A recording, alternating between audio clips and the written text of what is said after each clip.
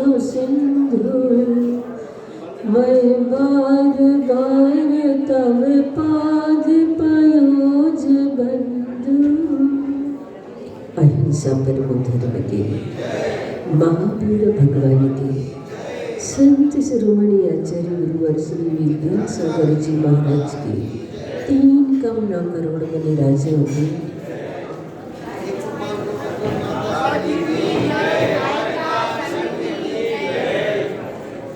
अभिषेक पाठ के पूर्ण होने पर उस अभिषेक की क्या महिमा हुआ करती है, उस गंधोदक की क्या महत्ता है, इसको जानने के लिए यहाँ पर आचार्य श्री मानंद जी ने यहाँ पर जो छंद दिया है हम उसे समझेंगे कि वास्तव में भगवान का स्नपन किया हुआ वह गंधोदक किस प्रकार से अतिशयकारी चमत्कारी महिमाकारी हो जाता है।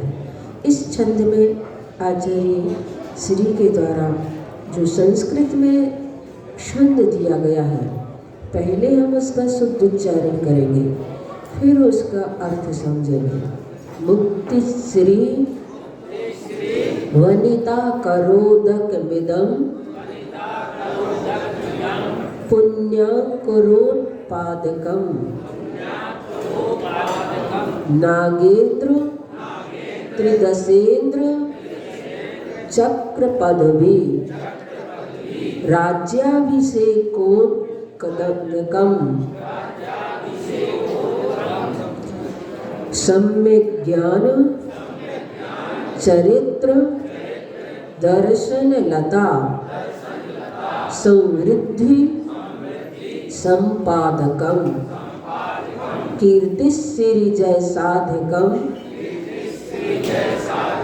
तव जिनस स्नानस गंधोदकम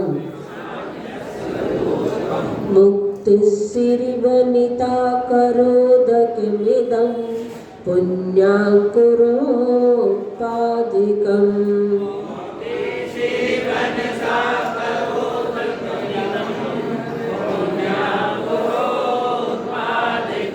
नागेंद्र त्रिदशेंद्र चक्र पदवी राज्याभिषेकोदकम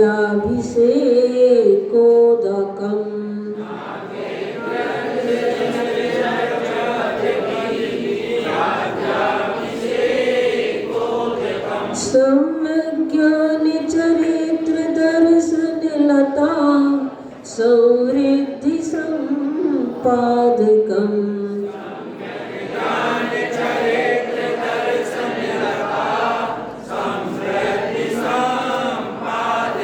कीर्तिश्री जय साधकम तव जिनस नानस्य गंधोदकम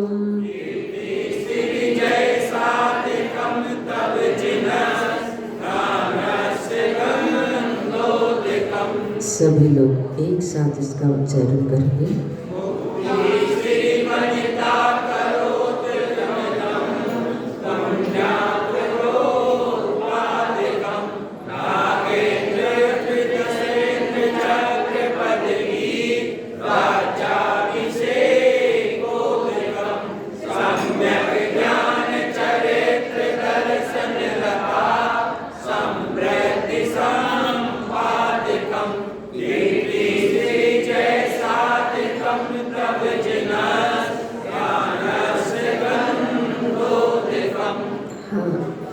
यहाँ पर जो मुक्ति श्री, तो ये बड़ी ई हो जाती है, मुक्ति में बड़ी ई नहीं है, छोटी ई है, इसलिए पहले आधी शा का उच्चारण करेंगे मुक्तिश्री, ऐसा उच्चारण करेंगे ताकि ता में जो छोटी ई की मात्रा है वो छोटे ई का ही उच्चारण होगा। मुक्तिश्री वनिता करोदक मिदम, और आगे नागेंद्र और त्रिदशेंद्र ऐसा न बोलकर नागेंद्र त्रिदशेंद्र चक्र पदवी, और गंधोदकम ऐसा उच्चारण न करके गंधोदकम धा का उच्चारण करना है।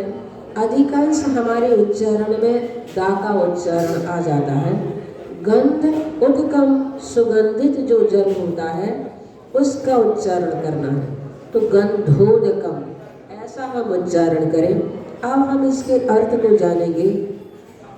जिन हे जिनेन्द्र देव तव स्नानस्य इदं गंधोदकम, आपके स्नान अभिषेक का यह गंधोदक सुगंधित जल, जिससे आपका शरीर का स्पर्श हो गया है, ऐसा यह सुगंधित जल मुक्ति श्री वनिता करोदक, यानी कि मुक्ति रूपी सुंदर स्त्री के कर यानी हाथों में छोड़ा हुआ जल है। मुक्ति रूपी सुंदर स्त्री, मोक्ष लक्ष्मी की उपमा भी दी जाती है, मोक्ष नारी की भी उपमा दी जाती है।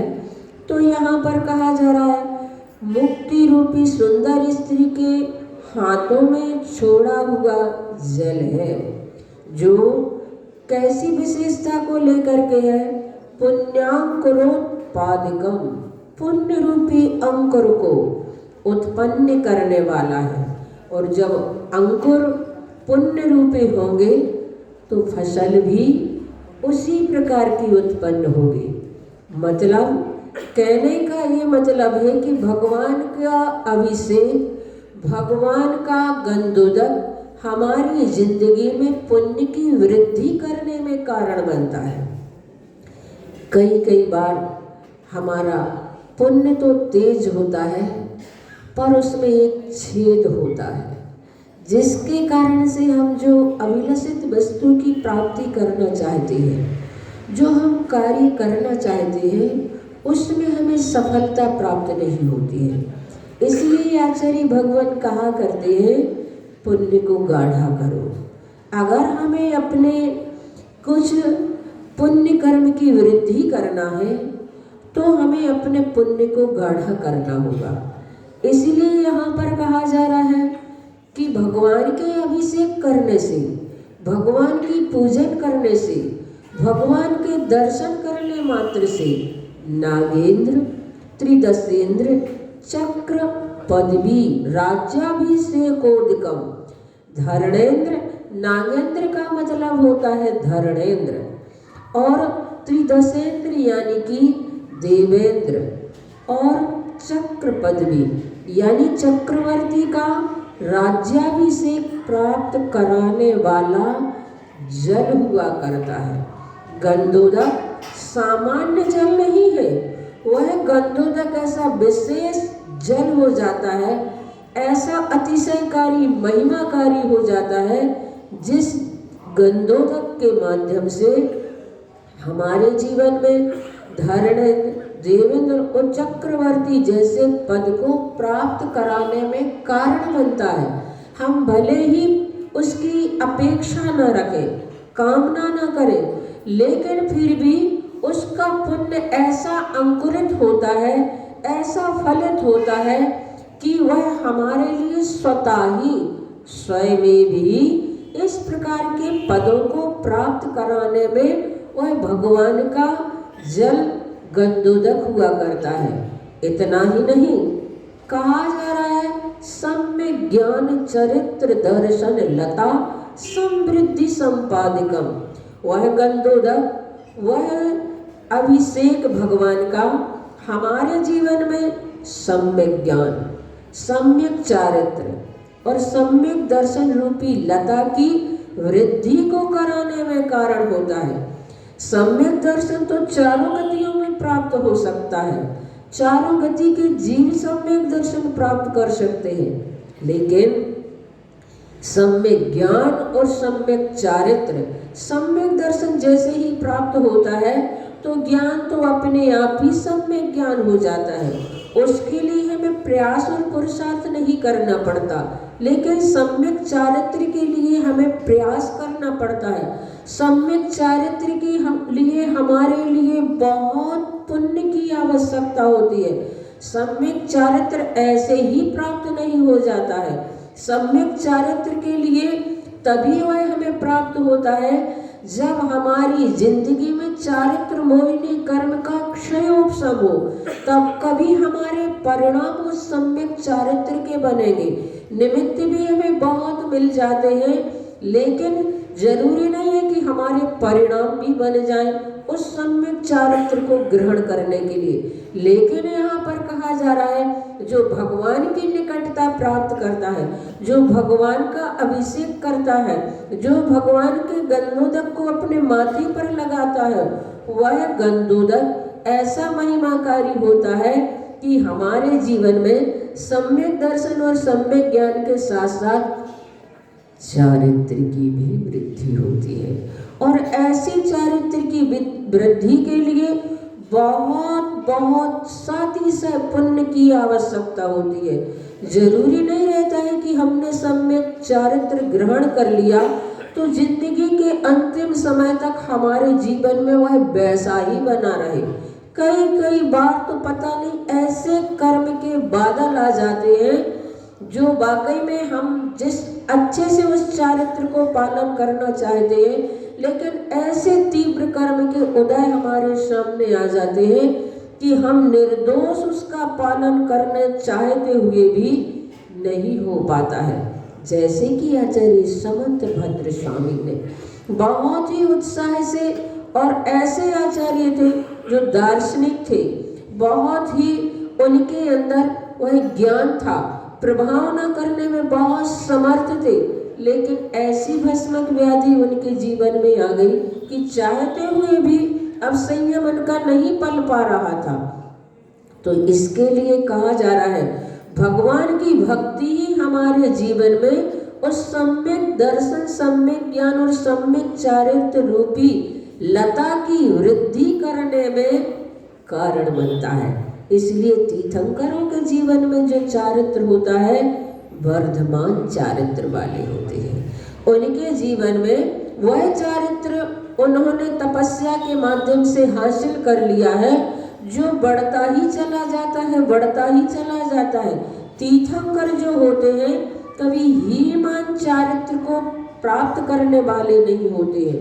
उन्हें वज्र विषम नारा सहनन प्राप्त होता है, इसलिए वह उस चारित्र को प्राप्त करते हैं। कीर्ति श्री जय साधिकम, और कीर्ति लक्ष्मी यश और विजय का साधक बनता है। भगवान की भक्ति हमारे जीवन में इस प्रकार से कारण बनती है। तो समय आज माता जी आ रही है, अपूर्वमती माता जी चौराहे पर इधर आ गई है, इसलिए विषय को यहीं पर पूर्ण करते हैं और कल हम आगे का विषय देखेंगे। अभी तो इतना ही कह करके आचार्य भगवान को अर्घ्य चढ़ाएंगे। उदय के चंद